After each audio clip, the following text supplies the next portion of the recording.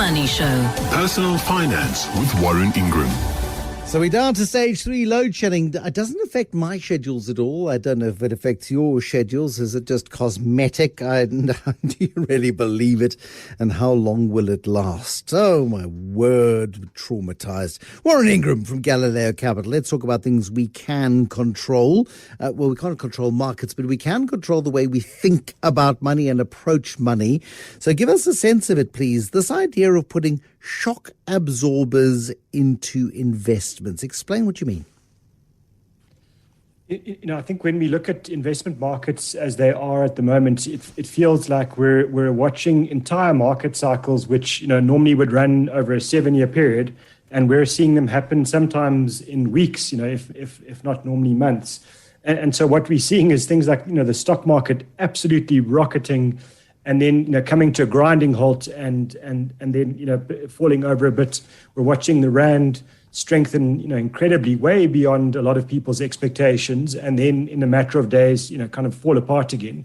And so when you're managing your own investments, or when you're managing an investment portfolio, those are really tricky conditions to try and make good and sensible money decisions. And I think the trick with putting shock absorbers into your portfolio is to say, well, what are the things that I can do that aren't going to be dependent on stock market movements over the next day or week or month? What measures can I take to make sure that I'm making sensible decisions at tricky times when everyone else is not being sensible and possibly being far too emotional? And the trick there is to make sure that you have the right mix of assets when you start your investment portfolio. In other words, that combination of cash, bonds, property, shares, it's critical that you decide for yourself what that mix should be, and that should really be based on your circumstances. It's pointless saying, I want the thing that will give me the best growth, because, sure, the best growth is really nice when markets are going up, but the best growth could also be the thing that's costing you 30 or 50% of your money when markets are falling. So best growth, I'm afraid, is just far too simplistic when you make a decision like this. What you need to say is, how long am I prepared to leave my money invested? How much am I prepared to lose when markets do fall? And knowing that stock markets can halve very easily, and then you decide what your mix of assets should be, and always understand your biggest engine of growth when you make investment decisions, as far as I'm concerned, is buying productive assets like shares, property companies, maybe even properties, physical properties as well. And those are wonderful when life is going well, but they do come with big downsides.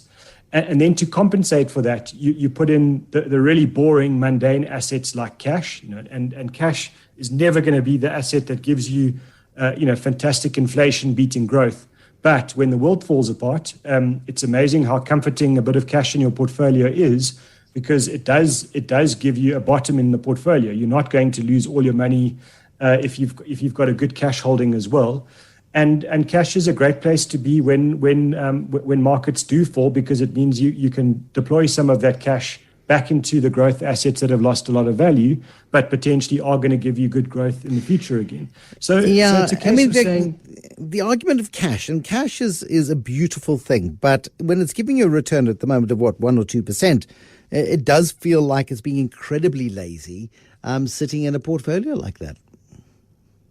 That's true, and so the funny thing about that's why I like the analogy of a shock absorber, because shock absorbers do nothing to make your car go faster. They are heavy and they take up space, but when you hit the bumps, it's amazing how much you really appreciate those shock absorbers. And I would say the same with cash. It's one of those things that certainly shouldn't be a very big part of a portfolio. If you're sitting on half of all of your investments in cash, then absolutely, Bruce, you're wasting a lot of lost growth opportunities. And so I think, for me, most people, especially if they're living off their money, they probably shouldn't have more than about 30% of their assets in cash. And that's really conservative. For the rest of us that might still be in that phase of building up our capital, maybe somewhere around 10% is a good holding. And when markets are falling apart, what will happen is your cash will become a bigger part of your portfolio. And that's where the magic of this asset mix kicks in. Because now all of a sudden, if you've said to yourself, I need to have 10% in cash all along, when you do your big review of your asset mix, and I think you should be doing that once a year at the same time every year, then all of a sudden, your cash might be sitting at 20 or 30% of your portfolio. And then you need to say, well, hang on, that's not my long-term desired allocation to cash. I'm going to reduce my cash. I'm going to, in effect, sell the asset that's lost no value and use that money to buy the assets that have lost value. So what you're doing with a really kind of structured and disciplined approach is you're forcing yourself to buy when others are selling. And that becomes a great way to kind of go counter the fear and counter all the kind of hype of crashing markets and actually buy quality assets at the right time. And there's no magic in this. There's no magic formula where you're suddenly trying to predict and forecast what you think the world's going to do next week or next month or next year. All you're doing is you're looking at your own asset mix and saying, it's out of balance. It's my once a year check. I need to make a change. And it's amazing that if you look at that as a strategy, I mean, and the kind of industry will talk about rebalancing quite a lot. I think the asset managers are bad at this because they always put in some predictions and some forecasts into their rebalancing.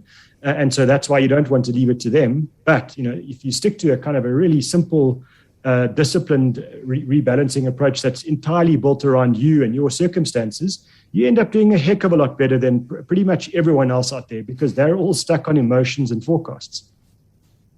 Yeah, and I suppose, again, by reviewing and being disciplined about it and being regular about it, you're never going to remove emotion, but you can limit the emotion that is always prevalent when it comes to making big financial decisions. And that rebalancing of a portfolio is a significant decision because you are assessing the possibility of how things are going to perform into the future and making choices on that basis. Absolutely. And I'm sort of shooting through it now and making it sound very very simple, very easy to do. And what I will say is it is simple. The strategy is simple, but certainly not easy because the truth is, in March last year, when we in the middle of a pandemic and we actually don't know what the world's going to look like after this. And, is this a 3-week or 2-year or 5-year issue? What's going to happen? If your rebalancing strategy is, that you rebalance your portfolio in March, the likelihood is your cash allocation goes from 10 to 50% of your portfolio. And then, the crazy guy being me on the radio is telling you that, now's the time to start buying and build up your share portfolio at a time when everyone is panicking. And so I know it's a simple strategy, but I can assure you it's really not easy to do because you really are swimming against the tide. But the truth is that is the strategy that does work, and it's not being contrarian for the sake of it. In other words, it's a really bad idea if everyone's selling that you just start to buy on principle. That's a terrible idea. But sticking to your asset mix and then being disciplined about it, as I say, once a year I think is perfect. It does help you to swim against the tide at the right time. And that could also be, when markets are booming, because believe it or not, they will boom again one day. And when markets are booming and suddenly your allocation to shares has gone from, for argument's sake, 65% to 80%, then I'm also saying that that's the time to be selling shares and reducing your allocation in favor of things like property and bonds and cash. And what you're in effect doing there is selling the stuff which has become really expensive and moving it into assets which are hopefully cheaper and will give you protection in the next crash.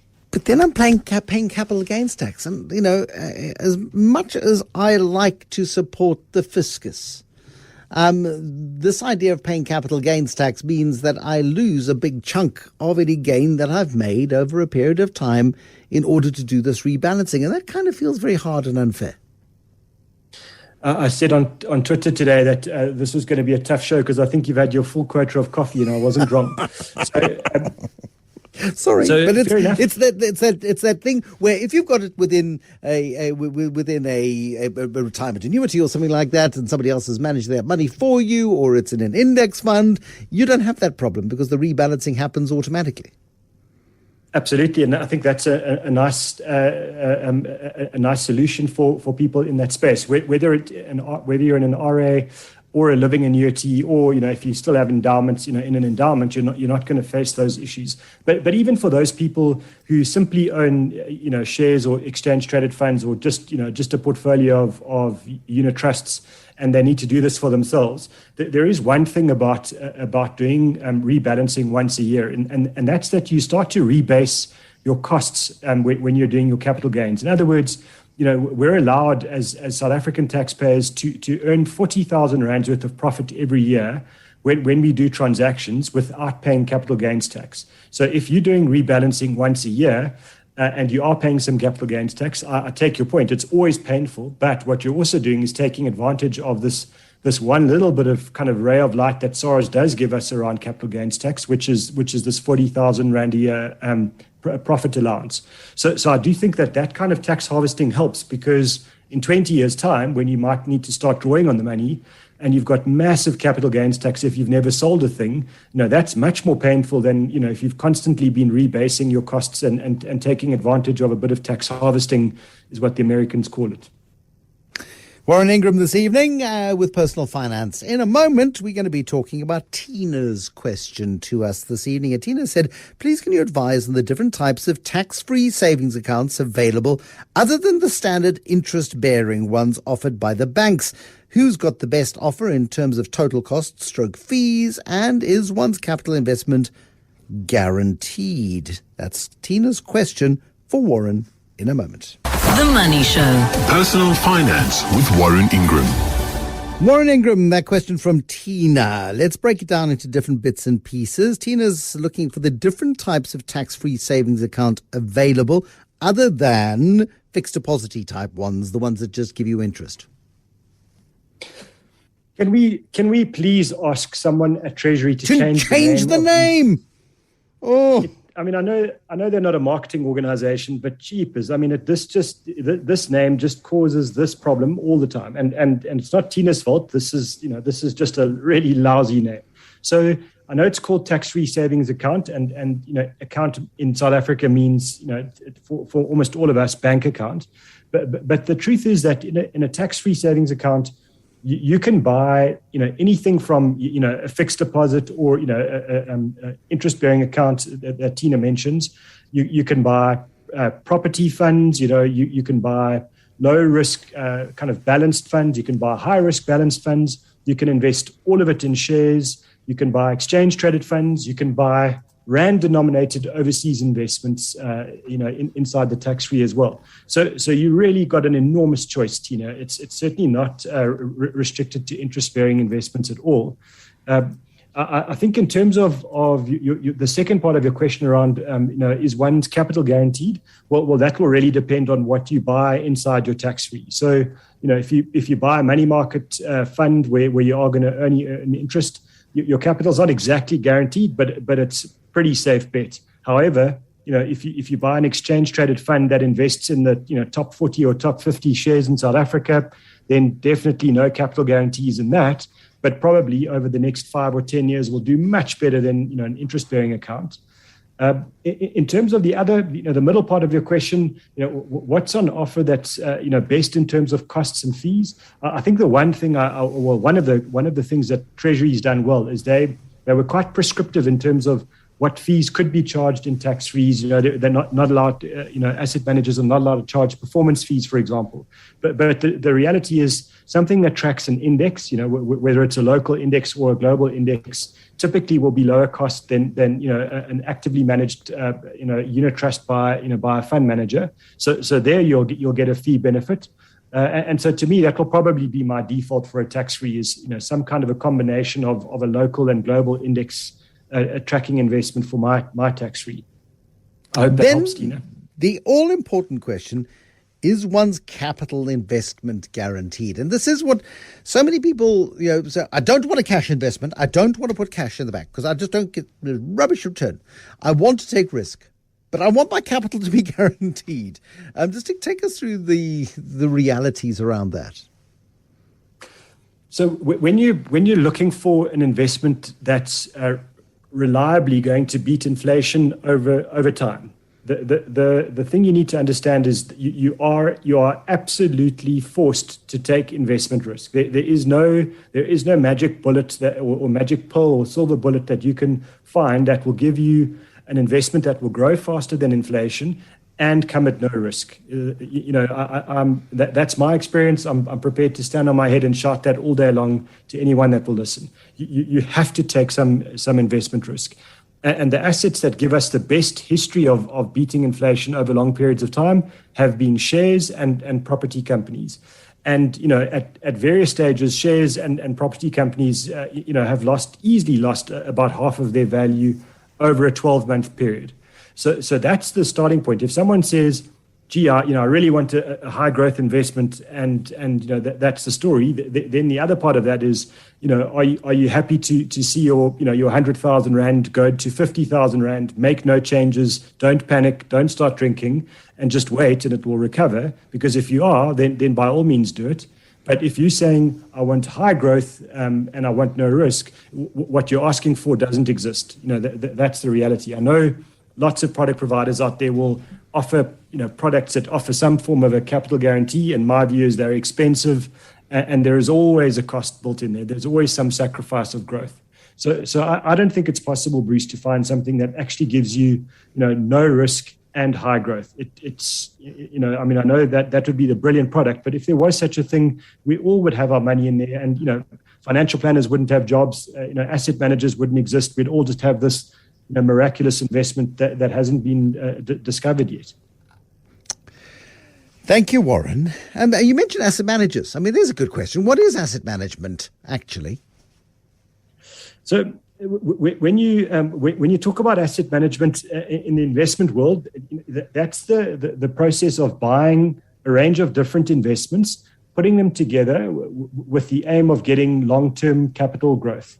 You might find that there, some people who do this will have a very particular strategy. In other words, they'll be like a Warren Buffett, where they'll buy a range of companies that they believe are really good and will deliver good growth over long periods of time. And then their aim is to buy them, hold them, and almost never ever sell them.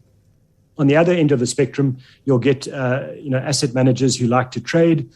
Kind of one of the most famous global traders is George Soros, where they'll take big positions and borrow lots of money, almost betting that they know what's going to happen and make investments accordingly.